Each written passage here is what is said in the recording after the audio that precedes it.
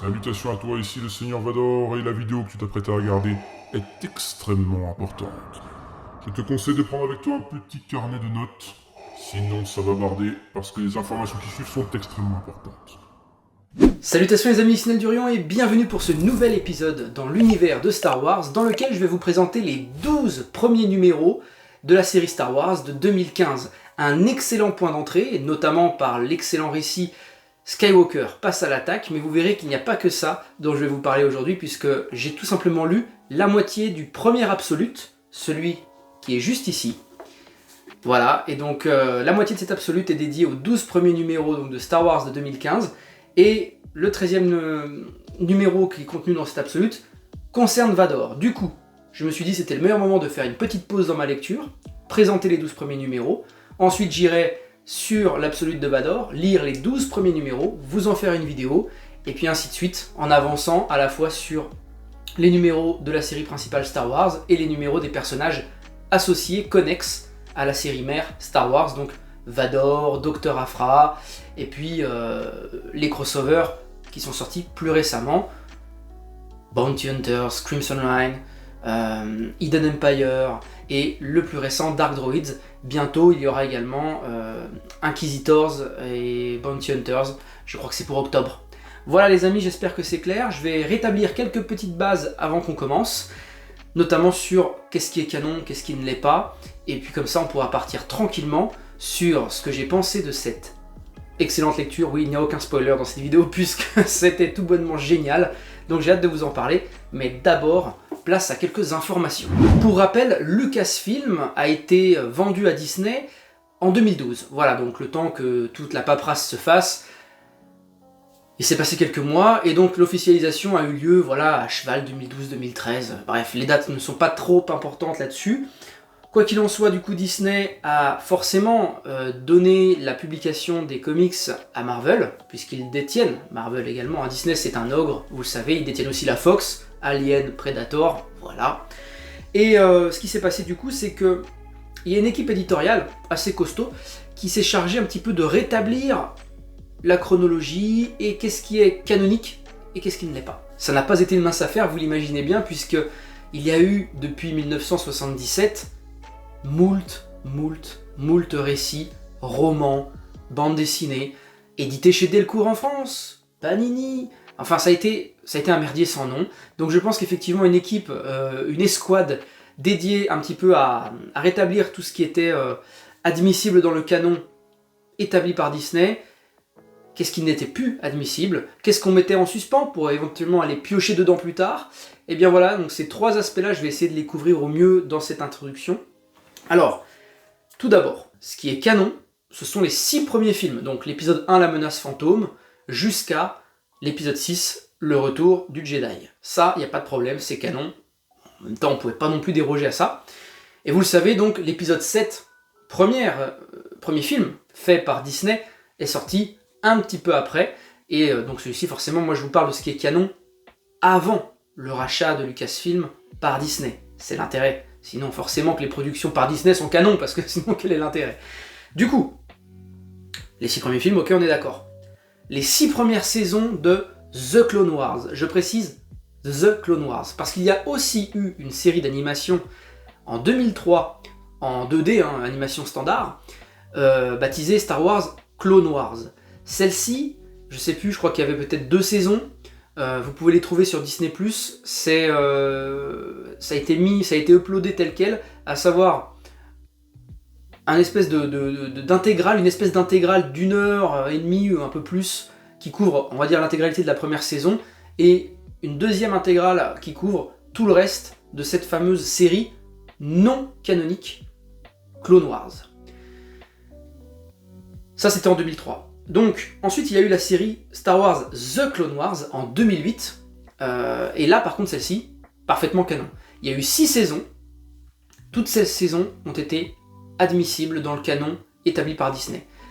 Pour se lancer dans The Clone Wars, il y a eu un film de 98 minutes. Bref, une bonne heure et demie.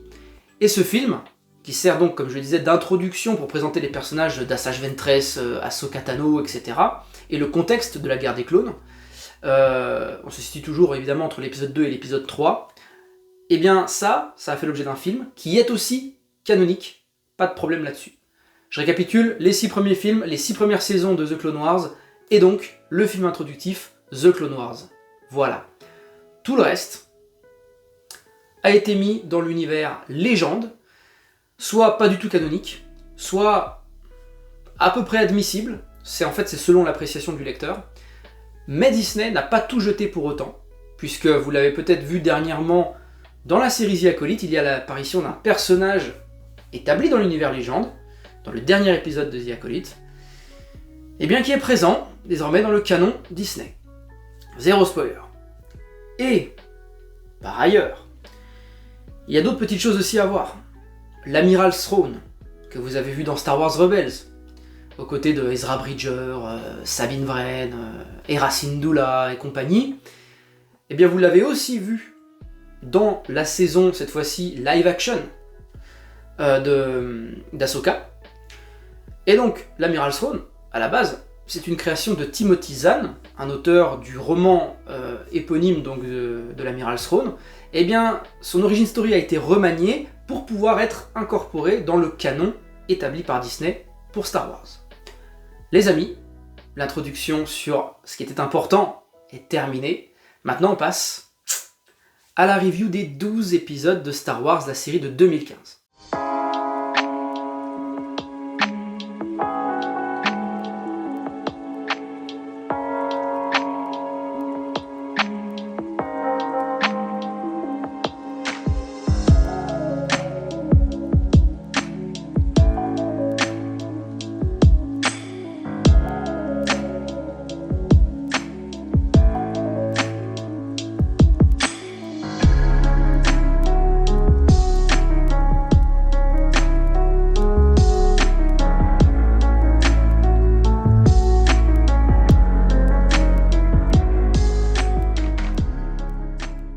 J'en reviens donc à cette première absolute que j'ai lue de ma vie. Enfin en tout cas, jusqu'à la moitié, puisque je me suis arrêté, comme je vous le disais, pour pouvoir vous faire cette vidéo. Et j'ai hâte d'en reprendre la lecture parce que c'est absolument incroyable, sensationnel. Déjà, on a une continuité graphique. Oui, je commence tout de suite par vous parler du dessin. Regardez plutôt, c'est exceptionnel. Alors en termes d'auteur, il y en a plusieurs. On a du Jason Aaron. On a du John Cassaday, oui il y en a plusieurs donc je ne vais pas tous les retenir. Stuart Timonen, Lenny Francis, voilà, c'est tous les acteurs, tant sur la partie scénaristique que la partie graphique, qui sont à l'œuvre dans cette absolute, dans cette série. Ce qu'il faut savoir, c'est que déjà, avoir une continuité graphique, bah moi ça m'était pas arrivé depuis un sacré bout de temps dans mes lectures, parce que les séries ongoing, notamment sur le Chevalier Noir, ou sur le Punisher, ou sur les X-Men, et bien vous le savez, aujourd'hui, un auteur qui reste sur 6 numéros, c'est à peu près le bout du monde. Je parle bien des œuvres mainstream, évidemment qu'un auteur tel que James Tynion de Force, qui va faire du The Nice House on the Lake, etc. Bon bah voilà, le mec il reste. Évidemment c'est son petit bébé.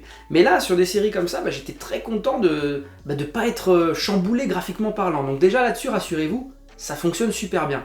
Et ensuite, en termes de scénario, alors c'est là où je vais rentrer dans la partie que je préfère, vous le savez. Je vais vous présenter le décor. On se situe au lendemain de ce qui s'est passé dans l'épisode 4, Un Nouvel Espoir, A New Hope, quand Luke Skywalker, qui n'est pas du tout un Jedi encore, c'est plutôt un pilote rebelle, a défoncé l'arme incroyable de l'Empire, à savoir l'étoile de la mort, de Death Star. Avec son petit X-Wing, boum, il bombarde, vous connaissez la scène, elle est emblématique, et forcément, l'Empire n'est pas très content. L'Empire le recherche, qui est ce fameux rebelle qui nous a éclaté notre arme de destruction massive. Et il y a un mec chez l'Empire qui surtout veut absolument le trouver, c'est le Seigneur Vador. Déjà parce qu'il doit rendre des comptes à l'empereur Dark Sidious, l'empereur Palpatine. Donc forcément, on a tout un décor qui est planté non seulement par le biais du film, et extrêmement intelligible pour nous en tant que lecteurs parce qu'on se situe sur un espèce de point zéro, quoi. Il y a un statu quo qui est extrêmement simple à aborder, et c'est pour ça que je choisis ce titre-là, enfin en tout cas cette série-là, pour vous introduire le canon Star Wars en termes de lecture comics. C'est impeccable pour démarrer. Alors, Luke Skywalker, vous le savez, au lendemain de l'épisode 4, Obi-Wan vient de disparaître lors d'un duel contre son ancien disciple, Anakin Skywalker, sous les traits de Dark Vador. Et forcément, il est très chamboulé. Il est très chamboulé parce que déjà, sa formation de Jedi n'est absolument pas achevée. Elle a en fait à peine démarré.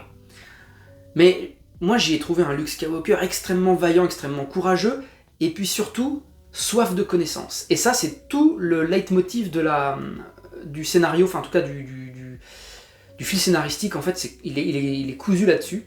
C'est que Luke a soif de connaissances et va aller chercher de l'information.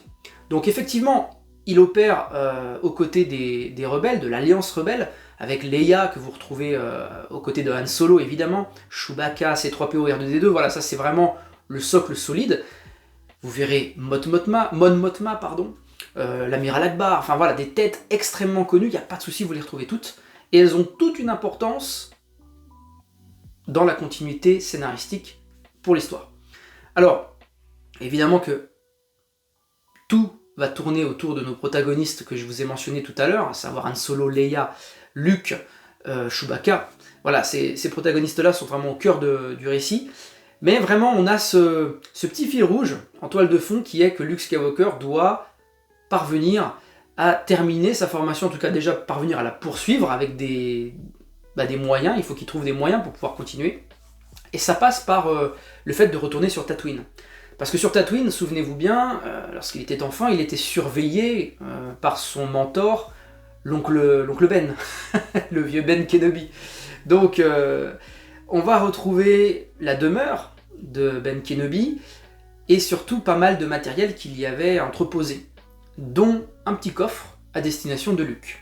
Dans ce coffre, Luke y trouvera un espèce de journal intime d'Obi-Wan Kenobi, qui fait l'objet, à l'issue des 6 premiers numéros, parce que les 6 premiers numéros, c'est Skywalker passe à l'attaque. En fait, Skywalker aux côtés de Han Solo et Leia et d'autres acteurs vont attaquer en fait comment on pourrait dire, une base dédiée à l'armement de l'Empire sur Cymoon One. Donc c'est une planète, voyez ça comme une énorme planète, j'allais dire ouvrière finalement, dans laquelle en fait l'Empire constitue ses armes en fait, donc les AT-AT, les TRTT, voilà, c'est toutes ces armes-là et bien d'autres.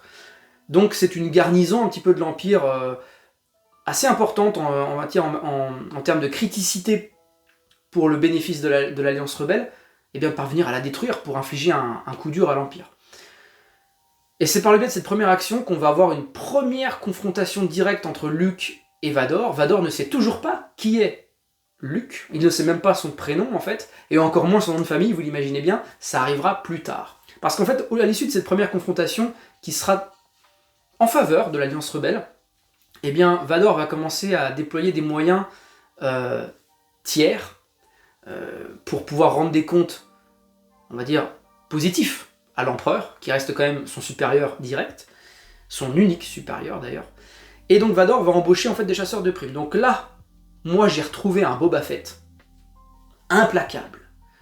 Implacable dans la façon dont il va mener sa mission, confiée par Vador, qui est de connaître, apprendre l'identité de ce fameux pilote rebelle qui a pété l'étoile de la mort. Donc franchement, si vous voulez retrouver un Boba Fett bien vénère, qui rigole pas, qui fait aucune concession, et qui est prêt à tout pour mener à bien sa mission, et quand je dis bien prêt à tout, il y a un moment donné, il va éliminer quelqu'un, vous n'êtes pas prêt. Il va l'éliminer sans sommation, après une séance de torture d'ailleurs assez vénère. Franchement, j'ai adoré. Moi, j'ai adoré parce que, ok, c'est Disney qui est derrière. Donc on pouvait s'attendre à quoi ? Eh bien, à un petit peu de choses édulcorées, on va pas se le cacher. On va dire, attention, on va éviter toute forme de violence et tout, mais non. Parce que Marvel a quand même pu conserver pas mal d'indépendance sur la manière de raconter son histoire, et laissez-moi vous dire que c'est très mature. Alors franchement, je vous recommande énormément la lecture de ces... En tout cas de Skywalker passe à l'attaque, parce que Skywalker passe à l'attaque, vous pouvez le lire ici, ou bien au travers du format Deluxe, proposé par Panini, mais si vous vous êtes intéressé que par les 6 premiers numéros, effectivement, ça c'est la meilleure option en termes tarifaires. Pour autant, en rester à la 6e issue, c'est compliqué. C'est compliqué parce que, je vais vous le dire, Luke décide de quitter momentanément l'Alliance rebelle pour pouvoir aller parfaire, si on peut dire, plutôt poursuivre, son apprentissage Jedi. Donc ça passe par le biais du journal intime qu'il a trouvé chez Ben Kenobi, dans lequel en fait le contenu nous sera raconté au travers d'un épisode dédié, donc c'est un petit peu, c'est le Star Wars numéro 7, et bien c'est un épisode centré sur Obi-Wan Kenobi plus jeune, lorsqu'il avait la surveillance d'un jeune Luke Skywalker. J'ai adoré, c'est excellent, franchement. Et ensuite, 8, 9, 10, 11 et 12, eh bien c'est l'épreuve de force sur Nar Shaddaa. Et alors là, là j'ai pris encore une fois une claque. En fait j'ai pris claque sur claque au fil des... Il n'y a rien qui est en dessous à chaque fois dans vos 12 lectures, si on devait les diviser par 12, les 12 épisodes qui concernent la vidéo d'aujourd'hui. Vous avez une continuité scénaristique qui est parfaite. Luke Skywalker part dans son X-Wing, comme je vous le disais, à l'issue de l'épisode 6, du numéro 6, faut pas vous perdre avec les films, du numéro 6 du livre. Il part dans son vaisseau et en fait, il se met en autopilote et il lit le journal intime de Ben Kenobi, dans lequel en fait il va apprendre plein de choses. Et surtout, ça va lui permettre de savoir où se rendre pour poursuivre son apprentissage. Et donc là on arrive à l'épisode 8, numéro 8, il débarque sur Nar Shaddaa, la lune des contrebandiers. Et là, il va faire la rencontre de Gracchus, c'est un Hutt, voilà, qui a une influence assez notable sur la planète. Il a un palais dédié à l'image de Jabba sur Tatooine. Et donc en fait, lui, son truc à Gracchus, déjà il est beaucoup moins en mode limace posé comme ça sur son hôtel. Non, lui il est mobile, il a un exosquelette et tout qui lui permet de se déplacer sans être porté par 12 esclaves. Et à ses côtés, il y a quelqu'un dont je ne vous dévoilerai pas l'identité parce que cette identité est dévoilée à l'issue du numéro 12, donc ça fera l'objet de votre lecture pour le découvrir. Et bien il y a un personnage qu'on appelle le maître des jeux, qui est en fait un petit peu le responsable du Colisée, parce qu'il y a un Colisée, évidemment, les Hutt adorent le sang. Et donc en fait ce mec est responsable de l'organisation des combats et de l'entraînement des gladiateurs, si on peut dire, pour combattre sous les ordres de Gracchus, afin de satisfaire l'assemblée, d'engranger un max de thunes, et puis tout ça dans le sang, quoi. Dans le sang et la gloire. Je vous le donne en mille, Luke Skywalker va se faire kidnapper. Il va pas obtenir de l'aide tout de suite. Il va devoir s'en sortir, et il va être un petit peu formé par ce fameux maître des jeux. Maître des jeux qui maîtrise le sabre laser. Voilà, donc déjà, si vous pensiez que Star Wars, à l'époque où se situent ces récits, donc entre l'épisode 4 et l'épisode 5, l'Empire contre-attaque, si vous pensiez que Luke sortait jamais son sabre mais plutôt son blaster, là je vous dis vous allez être servi. Il sort l'un comme l'autre, au gré du vent, il n'y a pas de problème. Vous avez des combats épiques, contre des droïdes dotés de double lame électrochoc. Vous avez des duels au sabre laser aussi, parce que, vous verrez pourquoi. Et Vador, déjà, en tête d'affiche. Et on a aussi toute une culture de l'héritage Jedi, parce qu'en fait Gracchus, c'est un petit peu un antiquaire, contrebandier, de tout ce que les Jedi ont laissé après leur disparition. Donc Luke, en fait, va apprendre un tas de choses, au travers de Datacron Jedi, d'Holocron. C'est hyper riche, voilà. Et je m'arrêterai là sur les révélations. Quoi qu'il en soit, Luke est dans la merde, parce que sur la lune des contrebandiers, il va devoir lutter pour sa survie. Et puis, en parallèle, vous avez les histoires des autres protagonistes qui sont intrinsèquement liés à Luke Skywalker et à ce que l'Alliance rebelle souhaite faire. Donc, nuire à l'Empire en premier lieu. Et leurs histoires sont extrêmement intéressantes. Han Solo est parfaitement développé, je trouve. Moi, c'est un personnage que j'apprécie. Pas au même titre que Luke, mais je l'apprécie très bien. Et voyez même qu'il est dissocié de Chewbacca, qui lui aura aussi ses propres aventures dans les 12 épisodes. Et en fait, ils vont tous se réunir à la fin pour pouvoir aller chercher Luke. Voilà. Est-ce que ça va bien se passer ou pas? Ça, c'est à vous de le découvrir. Mais en tout cas, on retrouvera une ancienne connaissance de Han Solo, en la personne de Sana Starros. Je ne sais pas si vous connaissez cette contrebandière, au teint très mat, qui est en fait un petit peu liée d'une certaine façon à Han Solo, et plus que vous ne pouvez l'imaginer. Voilà. Et ça, c'est extrêmement intéressant, et puis ça apporte un petit peu une touche d'humour au côté très grave de ce qu'affronte Luke sur Nar Shaddaa. Voilà. Et puis pour les 6 premiers épisodes que je vous ai cités tout à l'heure, Skywalker passe à l'attaque, ça concerne vraiment cette base dédiée à l'armement de l'Empire.